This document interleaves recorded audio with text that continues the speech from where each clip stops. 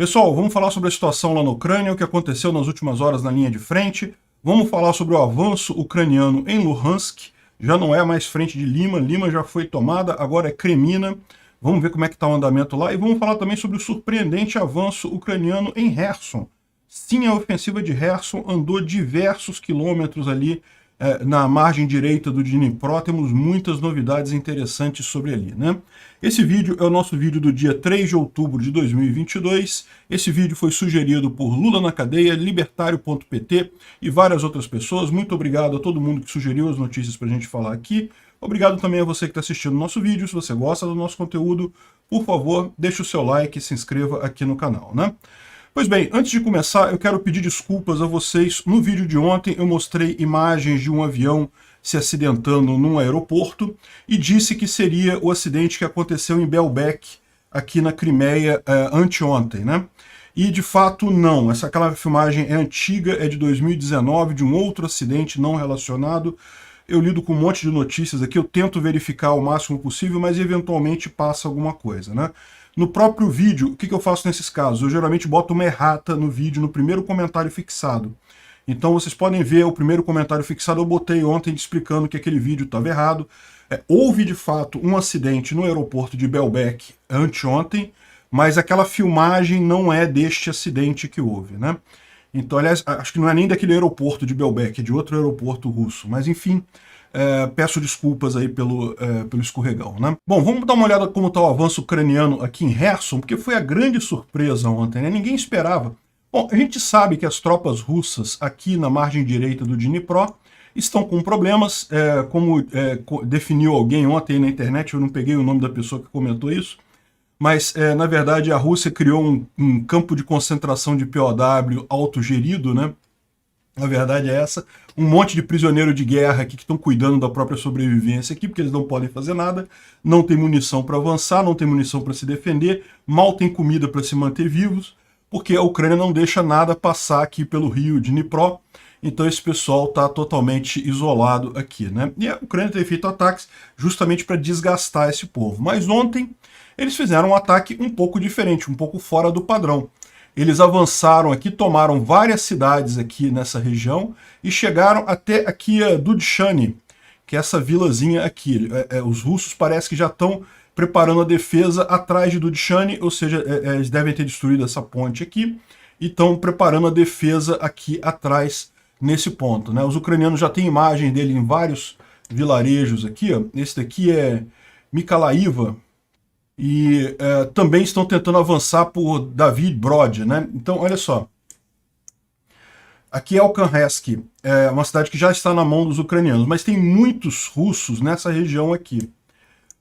Os ucranianos ontem avançaram também aqui na região de David Brod, que é o David Bridge, que é essa região aqui, né? Então, repara, eles estão caminhando por aqui e por aqui. Muito provavelmente o interesse deles é circular essas tropas russas aqui, ou forçar elas a saírem também, é igualmente positivo, né? Então foi muito... O pessoal russo ficou apavorado com essa contraofensiva. Essa daqui é Mykolivka, vamos achar aqui, é uma cidadezinha dessas aqui, ó. Mykolivka, essa cidadezinha aqui que já está na mão dos ucranianos. Zolota Balka, a gente tinha falado ontem que eles já tinham tomado Zolota Balka e Bilaivka. Foram cidades que eles tomaram anteontem, né? Ontem a gente falou no vídeo de ontem. Aí hoje também avançaram muito mais aqui, já estão aqui brigando em Dudchany. E o mais engraçado é você ver os comentaristas militares russos, lá nos blogs russos, apavorados com isso, né? O pessoal está falando aqui que não, que tá histérico porque as batalhas já estão acontecendo em Dudchany. Ou seja, eles não esperavam isso. Olha só, tudo isso daqui foi capturado pelos ucranianos de anteontem para ontem, né? Aqui tem mais um mapa mostrando as linhas aqui em Kherson. Repara como é que foi um avanço significativo aqui. E também o avanço aqui que já tinha acontecido aqui próximo a David Brod. O David Bridge é que David Brod é a versão russa do nome. David Bridge é a versão ucraniana do nome. O correto é David Bridge. E aqui tem mais comentaristas russos apavorados, dizendo que as forças caíram para Dudchany, mas que estão fracas ali, que eles precisam começar a se preparar para a batalha nas cidades. Ontem teve russo falando que já estava tendo batalha em Berislav. Berislav fica aqui. Eu acho pouco provável que tivesse batalha em Berislav, ainda é uma distância considerável isso tudo aqui. Mas é aquele negócio, mostra o pavor dos caras. Eles sabem que as defesas deles nessa região aqui não estão fortes. Para pensar, a Rússia reforçou esse fronte, botou um monte de soldado ali, uma região que ela não consegue abastecer esses soldados. Esses soldados estão ficando sem munição. Esse tempo todo a Ucrânia tem desgastado essas forças. Então chega uma hora realmente que muito provavelmente a coisa vai desandar totalmente, né? Aqui o Dmitry fala que, olha só, tem mais regrupamento, né? O Romanov, que é um blogger militar russo, está falando aqui, né, em tom irônico, tá? Ele está sendo irônico aqui. Região de Kherson, Federação Russa. Por que Federação Russa? Porque lembra que para os russos, né, o Putin assinou aquele documento lá dizendo que Kherson agora é russo, né? Como resultado de uma competente e com sucesso operação de reagrupamento pelo Ministério da Defesa russo, as Forças Armadas ucranianas tomaram controle de todas as cidades na região ali de Kherson, né? Shevchenkova, Lyubimivkova, são tudo cidadezinhas que tem nessa região aqui, né? As Forças Armadas russas reagruparam de Zolota-Balka até Dudchany, né? A nova linha de defesa na região de Kherson, aceita pela Federação Russa, passa pelo vilarejo de Dudchany. Outro reagrupamento com sucesso está sendo esperado em breve para Berislav. Berislav, como eu falei para vocês, é mais aqui embaixo. A Berislav é aqui, ó. Ou seja, já estão vendo que as forças aqui não estão capazes de manter muita coisa, né? As barcaças, né, os ferries estão operacionais, mas a situação com munição em Berislav é totalmente fodida, né? Enfim, repara que eles estão mesmo no desespero. O cara está sendo até irônico aqui, que, né, mais um reagrupamento com sucesso. Reagrupamos novamente com sucesso, né? E aqui ele continua também, tem um processo de reagrupar em um dos setores da frente, né? Assim que eles saírem, a gente vai ser o primeiro a dizer que direção que é. Eu não quero avisar vocês qual que é, mas a gente já sabe que é em Kherson isso daqui, né? E mais uma informação sobre os avanços aqui ucranianos, né? As cidades que foram liberadas: Petrivka, Leninsk, Mykolaiivka, Novo-Alexandriv e Harlivka. Ou seja, qual que é a coisa importante de você notar aqui, né? Que realmente as forças russas estão muito fracas, porque elas não conseguiram conter esse avanço ucraniano, né?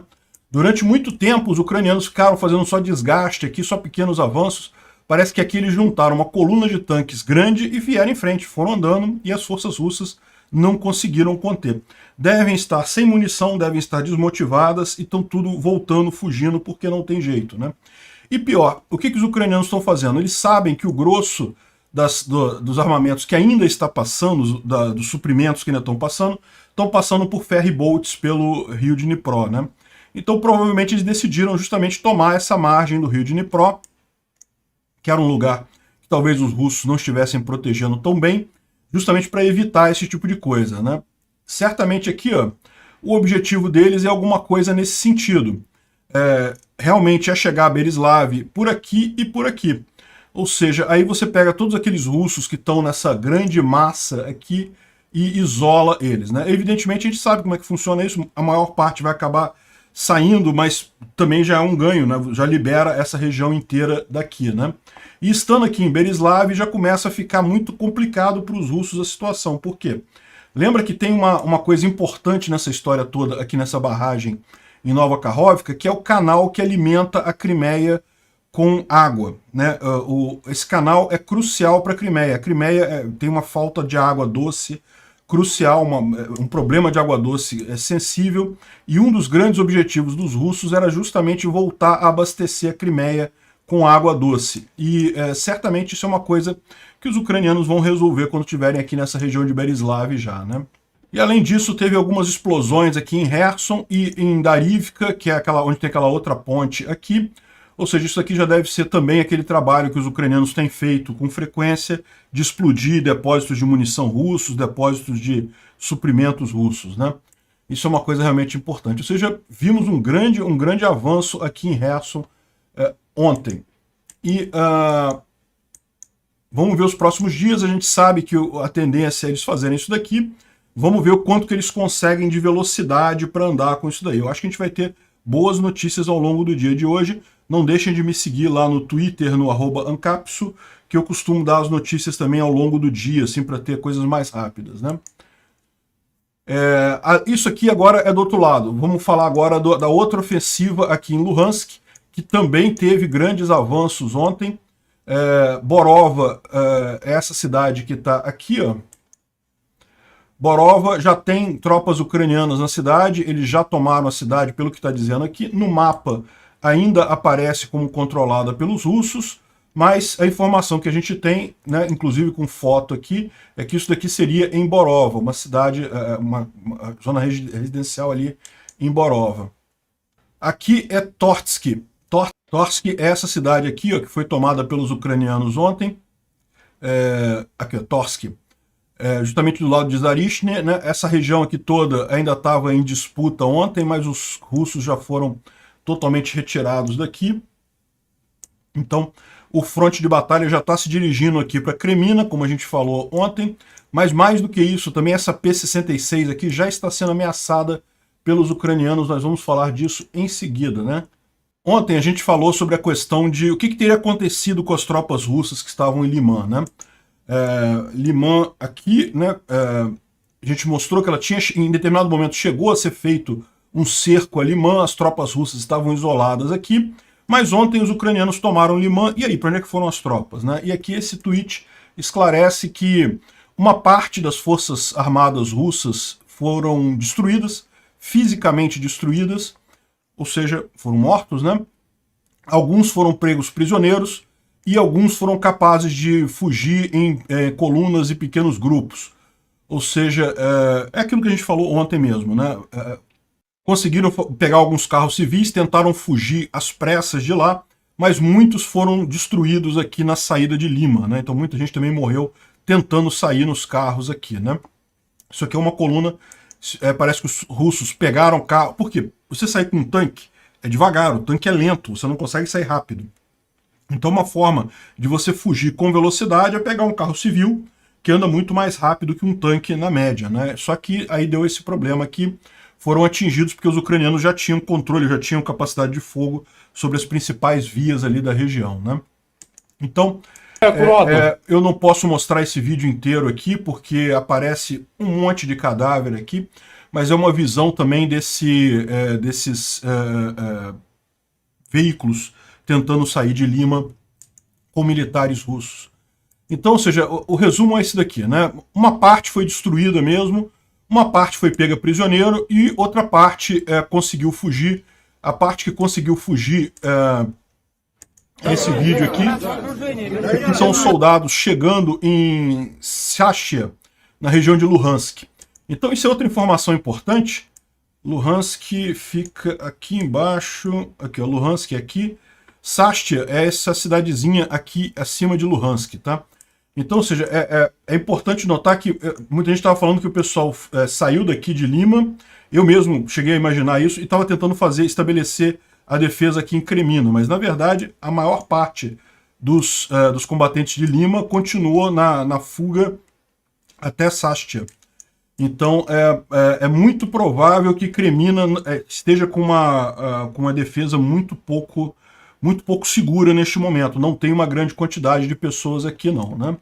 Segundo esse comentarista militar francês, os ucranianos continuam avançando em direção a Kremina. Na visão deles, eles já estão batalhando aqui em Kremina. Isso não aparece aqui no mapa, mas isso é esperado, né? Esse mapa aqui, como eu falei, ele mostra a situação oficial de acordo com o exército ucraniano. Então, evidentemente, eles não dão notícias de batalhas que estão acontecendo naquele momento. Tudo que a gente vê aqui é com algumas horas ou alguns dias de atraso, né? Aliás, aqui também... teve uma outra cidade que foi liberada aqui também, nessa região aqui de próxima a Kupiansk, mas aqui também é parte dessa grande ofensiva aqui que continua avançando para cá, né? A situação em torno de Kremina está ficando crítica para os russos. Segundo esse reporte russo, a via entre Svatov e Kremina está sob ameaça. a gente falou isso, tá vendo essa via, essa linha amarela aqui, ó? Kremina está aqui, é P66, essa grande estrada aqui, ela vai até Svatov. Svatov essa cidade aqui é a grande, se tornou o grande hub de proteção de Luhansk para os russos. Então Kremina está sendo abastecida provavelmente a partir de Svatov. Não só Kremina, mas Rubizhny, Lysychansk, Severodonetsk, toda essa região aqui, né? Então, parece que os ucranianos já estão ameaçando essa estrada, e com isso tende a dificultar o abastecimento de tropas aqui em Kremina e deixar a situação ainda mais difícil por lá, né? Parece que, segundo ele está dizendo aqui, eles esperavam de fato manter Lima, eles não esperavam perder Lima. Lembra que a gente mencionou que, na verdade, a minha visão, né, a visão de muitos analistas, era que essa linha aqui entre Lima e Borova era uma linha temporária que eles estavam fazendo para segurar os ucranianos por um tempo, até dar tempo deles fazerem a linha de defesa definitiva entre Rubizhny, Kremina, Svatov e indo até Troitsk aqui em cima, né? Então, mas parece que não. Segundo esse comentarista francês está falando aqui, a ideia sempre foi defender Lima. Eles não queriam abandonar Lima de forma nenhuma. Então, os ucranianos estão agora pegando Kremina de forma não preparada, né? E aí ele fala aqui que a cidade está com problemas de material, homens, muitos mortos e feridos, e a cidade caindo, a cidade de Kremina, que ele está falando aqui, tende a dar um risco de cerco a Lysychansk, né? Essa aqui é a descrição da situação de Kremina por um russo, né? O inimigo está indo para Kremina, já estão começando a haver batalhas nos arredores da cidade. Eles estimam que existem 1.200 ucranianos nessa frente, né? Existem dois cenários para o desenvolvimento da situação. Um ataque para distrair pelo oeste, desculpa, e depois a tentativa de controle da rota na P66, né? Então, é aquilo que a gente falou mesmo ontem, a expectativa que o pessoal faz é que os ucranianos farão um ataque aqui em Kremina, mas seria um ataque mais para segurar, como fizeram em Lima, né? Para segurar as tropas russas aqui, enquanto isso fazem um grande ataque aqui por cima para tomar essa estrada aqui que alimenta Kremina, né? Ele fala aqui que acredita que os planos ucranianos incluem tomar a cidade de Peshchanoi, que é essa cidadezinha aqui, ó. E que, se fizerem isso, todo o sentido de defender Kremina deixa de existir, porque ele vai estar na altura, vai ser muito mais fácil de tomar essa região aqui, né? É uma cidade que está num patamar mais alto ali na região, né? Altura, eu digo física mesmo, e isso dá uma diferença grande em termos militares, né? Então, o que ele está prevendo aí de ataques em Kremina, aí ele fala um pouco também sobre aqui o avanço lá em Kherson, só reforça aquilo que a gente já falou, que é justamente o avanço ucraniano aqui, e provavelmente o objetivo é tentar esse cerco, né, para isolar as tropas russas aqui, né? Ele lembra outra coisa que eu acho importante aqui também, que as tropas que estão defendendo Luhansk são tropas muito menos trabalhadas, muito menos capazes do que as que estão em Kherson. Lembra, os russos mandaram as melhores tropas deles para Kherson. Fizeram questão de botar o top do top lá. Então o fato dos ucranianos estarem avançando tanto lá em Kherson é realmente algo fantástico em termos de avanço aqui, né? Estão derrotando as melhores tropas russas mesmo. Aí ele fala sobre perdas dos russos e coisa e tal, mas bem interessante essa thread dele aqui, né? Aqui tem um aviso de que hoje, isso aqui é hoje de manhã, tá? 3 de outubro, de manhãzinha, eles estão dizendo aqui que já houve um ataque direto dos ucranianos a Lysychansk. Do ataque aqui a Kremina, né, que vai acontecer, que já está acontecendo nesse momento, houve também um ataque a partir daqui direto a Lysychansk, mais ao sul aqui, né? E esse último blogger russo aqui dando informação pra gente, disse que, na verdade, existe ataque em toda a frente aqui em Luhansk. Ou seja, Kremina, Svatov, toda essa região aqui está sob ataque dos ucranianos, o que indica que realmente esses avanços todos aqui têm por objetivo impedir que os russos consigam estabelecer uma linha defensiva como eles estavam planejando, né? Os ucranianos chegaram rápido, Vamos ver até onde os russos conseguem resistir aqui, né? Bom, fora isso, não teve nenhuma grande mudança. Aqui em Zaporizhia não teve nada, também aqui na região de Bakhmut não teve nada. Os russos tentaram avançar novamente, mas não conseguiram por aqui. Então é isso daí. Foi outro dia de inegável avanço ucraniano aqui na região, né?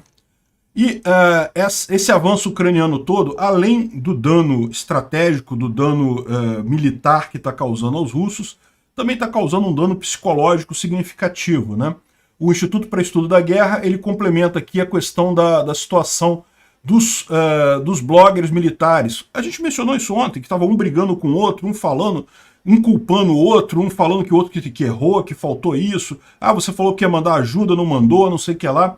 E esse tipo de coisa é uma coisa complicada, porque você começa a ter briga entre eles e é muito mais difícil você ter um cenário de sucesso com esse tipo de briga entre os comandos, né? Por exemplo, tem esse caso aqui ó, do Romanov, que é um importante blogger militar russo, ele é militar mesmo da Rússia, né?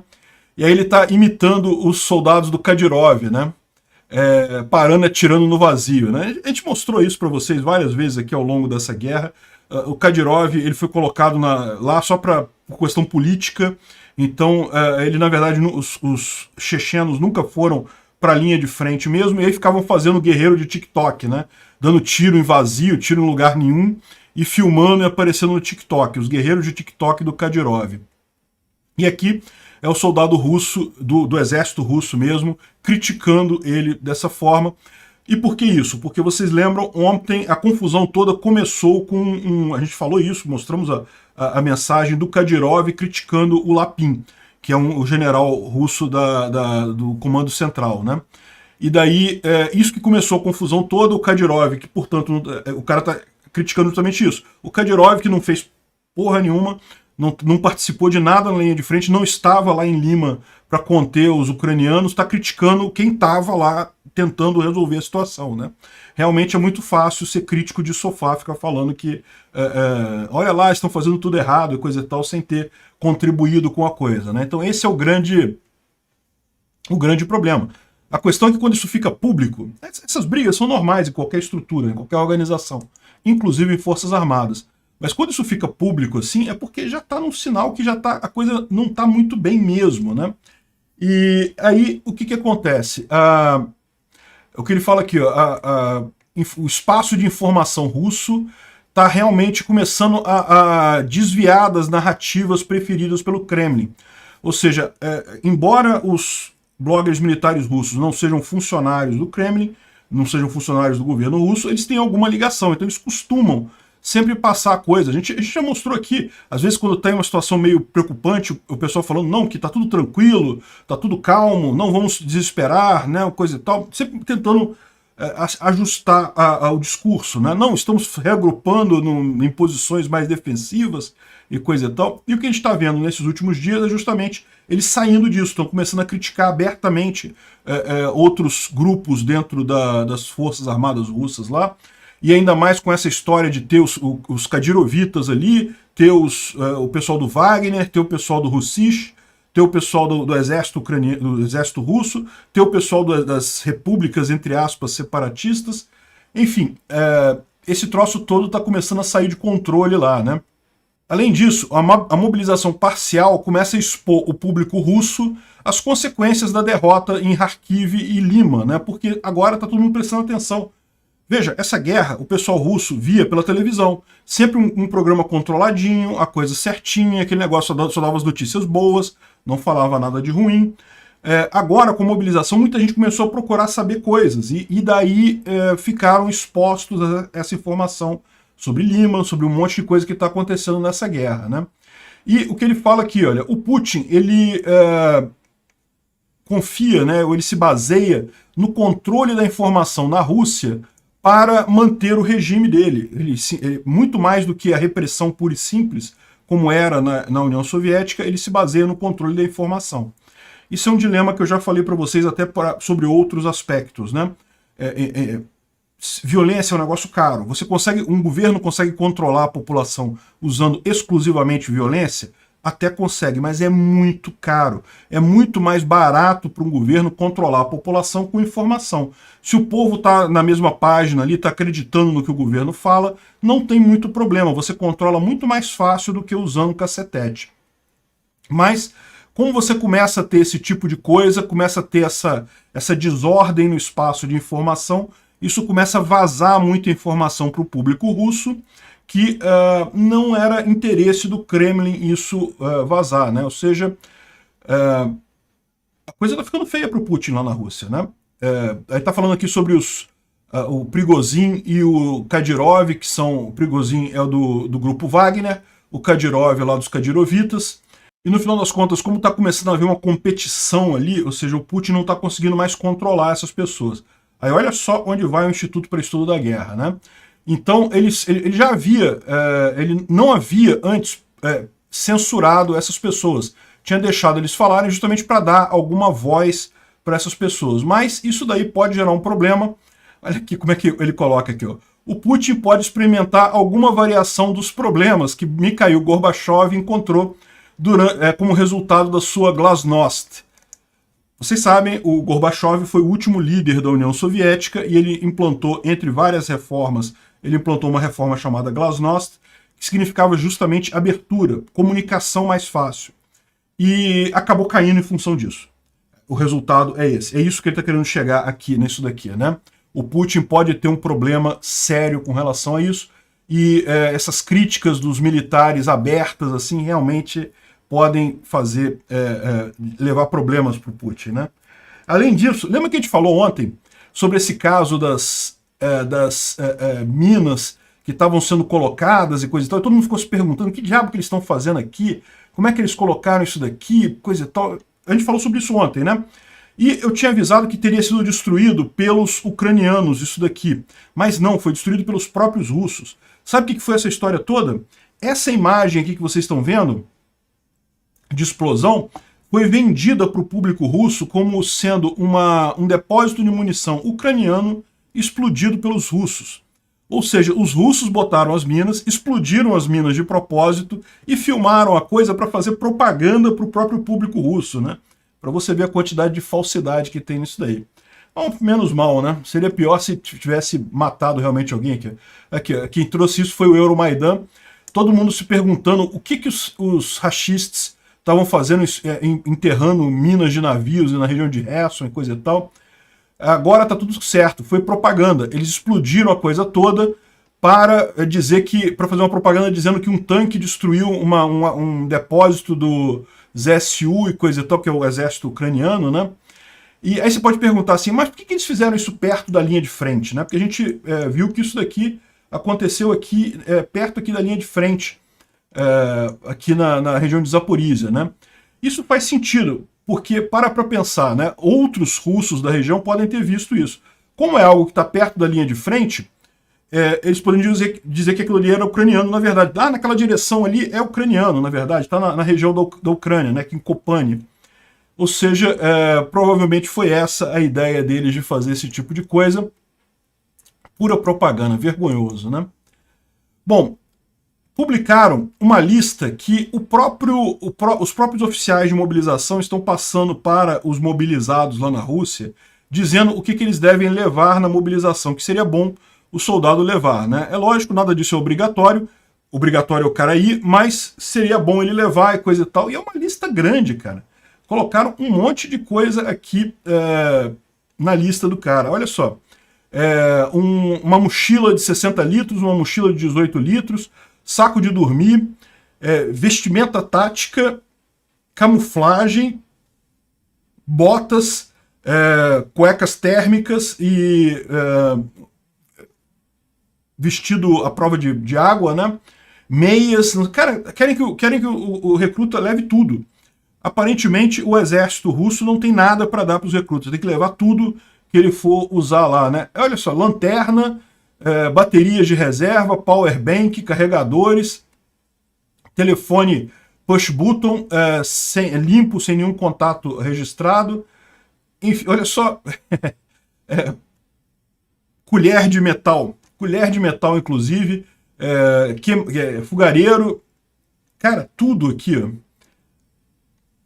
botaram aqui uma vestimenta e a prova de balas com proteção classe 4, 5, kit médico com 2 torniquetes, bandagem, coisa e tal.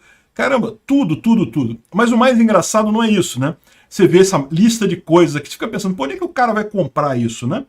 Porque, assim, até tem umas lojas de material militar, aqui no Rio tem umas lojas de material militar, mas não tem com tanta coisa assim. Imagina, 300 mil pessoas comprando esse tipo de material, né? Aí você vê, acha tudo lá no eBay russo, que é o Avito, que é o eBay russo, tem todos esses materiais lá. Sabe qual é a parte mais engraçada? A maior parte desses materiais aqui foi roubada do exército russo por militares russos corruptos, né? O que a gente falou lá uma das corrupções que acontece no exército russo, aliás, acontece em qualquer exército, vamos ser sinceros, né? Mas lá na Rússia é muito mais predominante isso, é que o pessoal compra um monte de agasalho, compra um monte de coisa, um monte de capacete, de bota, não sei o que lá, e lá no almoxarifado alguma coisa some, não tem aquele controle tão grande assim de uma empresa, por exemplo, aí as coisas somem e são vendidas aqui. Ou seja, o curioso dessa história é todo esse material que o pessoal está pedindo que os recrutas levem, deveria ser do exército mesmo, foi roubado por oficiais e está sendo vendido de volta agora para os recrutas que foram mobilizados agora, né? Realmente é cruel. Aqui, uma outra coisa, o pessoal lá de Transbaikal, um estado lá na Rússia, reclamou que sumiram 1 milhão de uniformes de inverno para soldados. Sumiram do galpão lá. Tinha um galpão com uniformes de inverno, 1,5 milhão, e sumiram totalmente. Não tem mais nenhum lá. Isso é um problema, né? Porque 1,5 milhão de uniformes dá para abastecer praticamente todo o exército russo. E sumiu completamente. Vai ser uma coisa que vai fazer falta para os russos lá na guerra, né? Eu dou uma dica para o ilustríssimo deputado lá da Duma de Transbaikal, Andrei Gurulev, para ele procurar lá no tal do eBay, no eBay russo lá, Avito. Procura lá no Avito que vai estar tudo à venda esses uniformes russos lá. E outra coisa que mostra aquilo que o pessoal do Instituto para Estudo da Guerra estava falando sobre a percepção do povo russo sobre a guerra é esse gráfico aqui. Ó. Esse gráfico aqui mostra o quanto os russos estão otimistas com a guerra na Ucrânia. E dá para ver que a coisa vinha bem. Aqui, ó, isso aqui é início de setembro.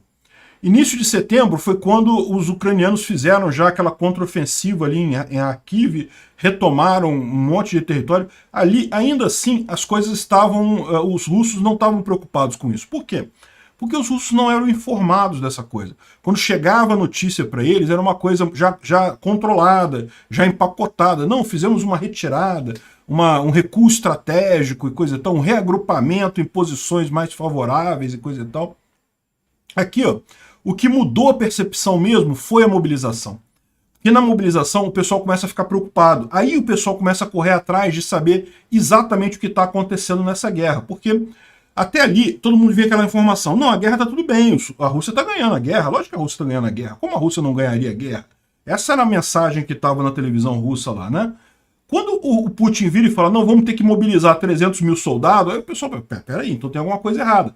Começa a procurar saber exatamente o que está acontecendo na guerra e percebe que não, que a Rússia não está ganhando coisa nenhuma. Imagina ainda agora, isso aqui ainda não inclui a questão da tomada de Lima e agora de Kherson, né? Ou seja, são duas outras ofensivas, além do que já tinha, que os russos vão ficar sabendo agora e provavelmente o otimismo com a guerra vai cair ainda mais, né?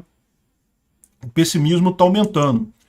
E parece aqui, tem uma reportagem que saiu no Kyiv Post, não dá para saber até que ponto isso é verdade. Eu já falei para vocês que eu tenho uma certa receio desse National Republican Army, que foi um grupo terrorista que assumiu o atentado contra a filha do Dugin e coisa e tal. Isso aqui para mim é uma operação do próprio FSB, me parece muito claramente isso.